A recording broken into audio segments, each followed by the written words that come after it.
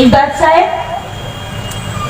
তাহলে এই ট্রাকগুলোকে কারা, এই মালিকানাগুলোকে কারা নিচ্ছে? তারা নিয়ে নিচ্ছে না তো। যারা সিন্ডিকেট করে নদীর বেড থেকে বালি তুলে নিচ্ছে, তারা তুলে নিচ্ছে না তো।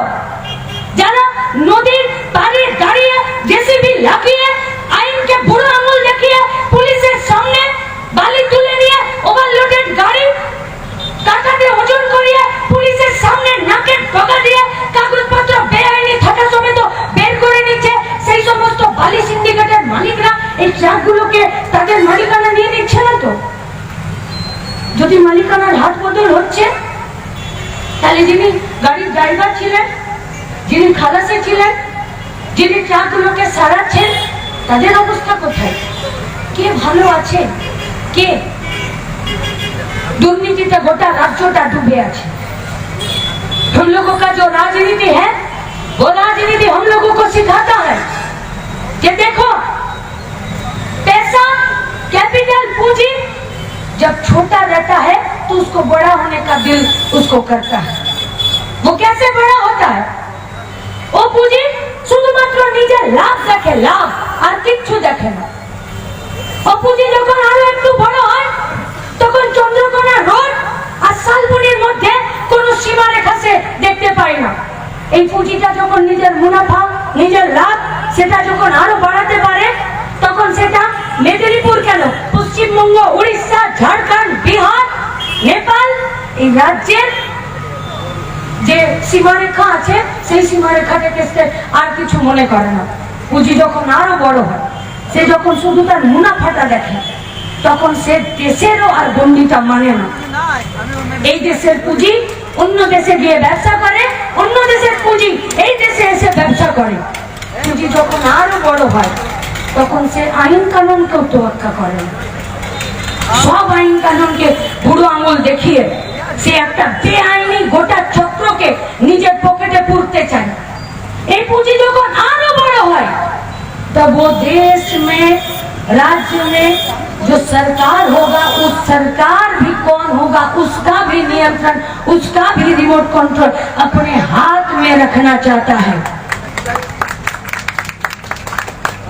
যারা গড়বেতাতে, যারা এই মেদিনীপুরে, যারা এই গোটা পশ্চিমবঙ্গের বালির বেডগুলোতে, নদীর বেডগুলোতে দাঁড়িয়ে জেসিবি লাগিয়ে পুলিশকে বুড়ো আঙুল দেখিয়ে ওভারলোডেড গাড়ি এক রাজ্য থেকে আরেক রাজ্য চলে গিয়ে গোটা ট্রাকের ব্যবসাটাকে নিজেদের পুঁজিতে, নিজেদের মুঠিতে ভরে নিয়েছে, এমন হচ্ছে না তো যে পুঁজি যখন বাড়তে বাড়তে सरकार के आइन कानून के अपने खुद के सामने घुटने टेकने के लिए वो लोग मजबूर कर देता है, तो पश्चिम बंगाल में कोई बाली माफिया गुलो पश्चिम बंगे सरकारটাকে তাদের কাছে হাঁটু গাড়তে বাধ্য করে দিচ্ছে না তো।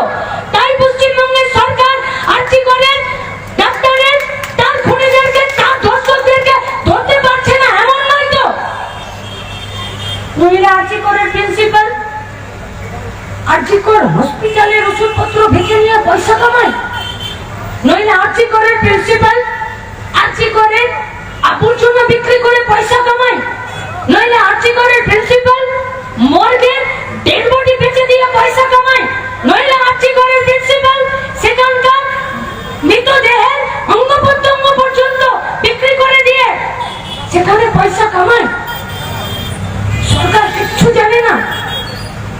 বালির বেড থেকে শুরু করে আলু চাষিদের দুর্দশা, সাবিনা ইয়াসমিনের ৭৪ লক্ষ কোটি টাকা এই বাঁধ মেরামতির টাকা থেকে শুরু করে আরজি করেন মেডিকেল কলেজের প্রিন্সিপাল পর্যন্ত, ये सरकार कुछ नहीं जानती।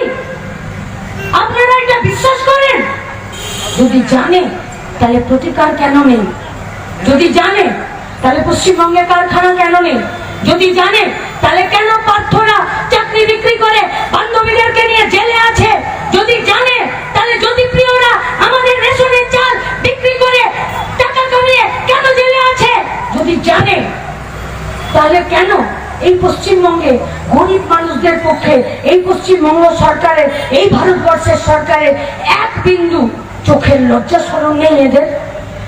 कि बोलছে बीजेपी पार्टी का मोहन भागवत ये बोलता है कि इस पश्चिम बंगाल का सीएम मुख्यमंत्री ममता बनर्जी इस आंदोलन को तोड़ने के लिए जो भी वो निर्णय लेगी मोहन भागवत आरएसएस बीजेपी माथा बीजेपी बाप एरा ममता बनर्जी का सपोर्ट करবে আর যেদিন এরা বলে দিল মমতা बनर्जी का सपोर्ट করবে তার কয়েকদিনের মাথায় অনুব্রত বেরিয়ে গেল জামিনে তার কয়েকদিনের মধ্যে একটা গরুচরকে আটকে রাখতে পারছে না একটা গরুচর যদি ফিরে পশ্চিমবঙ্গের মাটিতে নামে তাহলে পশ্চিমবঙ্গের বেটা ছেলেমেয়েরা যারা স্কুলে চাকরি পাচ্ছে না স্বাস্থ্য কেন্দ্রে চাকরি পাচ্ছে না যারা রেশনের ডিপার্টমেন্টে চাকরি পাচ্ছে না পুলিশে নতুন করে পার্মানেন্ট চাকরি পাচ্ছে না সিভিকের নীল ড্রেস পরে তার থেকে 10 টাকা নিতে বাধ্য হচ্ছে সেই ছেলেমেয়েরা কোথায় যাবে কোথায় যাবে সেই সব ছেলেমেয়েরা সেই সব ছেলেমেয়েদের কি ঘুর পথে আপনারা একটা বেআইনি কাজের সাথে যুক্ত হতে বলে দিচ্ছেন পেটের দায়ে সংসার পরিচালনার দায়ে বাপ মায়ের নিরাপত্তার দায়ে বাচ্চা ছেলে মেয়েকে কি লেখাপড়া শেখাবে তার দায়ে তাহলে পশ্চিমবঙ্গের সরকারটা গোটা রাজ্যটাকে একটা অপরাধ প্রবণ রাজ্যে পরিণত করতে চাইছে তাই তো আজ তাই 2 মাসের কাছাকাছি হতে চললো একটা সরকারি হসপিটালে যেখানে এত সিসি ক্যামেরা আছে যেখানে এতগুলো ডাক্তার একসাথে ডিউটিতে থাকে যেখানে একটা মেডিকেল কলেজে এত পেশেন্ট পার্টি আছে এত মেডিকেল স্টাফ আছে সেখানে একটা মেয়েকে এইভাবে নৃশংসভাবে দর্শন করে খুন করে দিল অথচ এখনো পর্যন্ত কেউ ধরা পড়ছে না কেউ না সুপ্রিম কোর্টে উকিলরা দাঁড়িয়েছে প্রতিদিন শুনানি পিছিয়ে যাচ্ছে আর রাজ্য সরকার শুনানি পিছোতে বলছে যেখানে গোটা রাজ্যের মানুষ আজ 2 মাস ধরে রাস্তায় দাঁড়িয়ে বলছে कि खूनी का धर्षक का आप सजा दो आज परिवार की तरफ से सुप्रीम कोर्ट में जो लोग वकील वहां पर खड़े हुए हैं वो लोग लड़ रहे हैं किसके खिलाफ रेपिस्ट के खिलाफ किसके खिलाफ कत्ल के खिलाफ किसके खिलाफ दुर्नीति के खिलाफ किसके खिलाफ পশ্চিমবঙ্গের সরকারের তাদের কর্তৃত্ববাদী তাদের স্বৈরাচারী তাদের হিটলারিজমের বিরুদ্ধে কিন্তু এই উকিলদের বিরুদ্ধে সুপ্রিম কোর্টে যারা দাঁড়িয়েছে তারা কেন দাঁড়িয়েছে এক পক্ষের উকিল দাঁড়িয়েছে যাতে ধর্ষকরা শাস্তি পায় আর এই উকিলদের বিরুদ্ধে যারা দাঁড়িয়েছে তারা সুপ্রিম কোর্টে কেন দাঁড়িয়েছে তাদের দাঁড়ানোর কি প্রয়োজন তাহলে কি তারা দাঁড়িয়েছে যে ওই পক্ষের উকিলরা যারা খুন ধর্ষকদের শাস্তি চাইছে আমরা ওই উকিলদের বিরোধিতা করছি তাহলে ওই উকিলদের বিরোধিতা করা মানে তো খুন ধর্ষকদের শাস্তি না পাওয়া इन सब वकील को पैसा कौन दे रहा है पश्चिम बंगाल का स्टेट गवर्नमेंट पैसा दे रहा है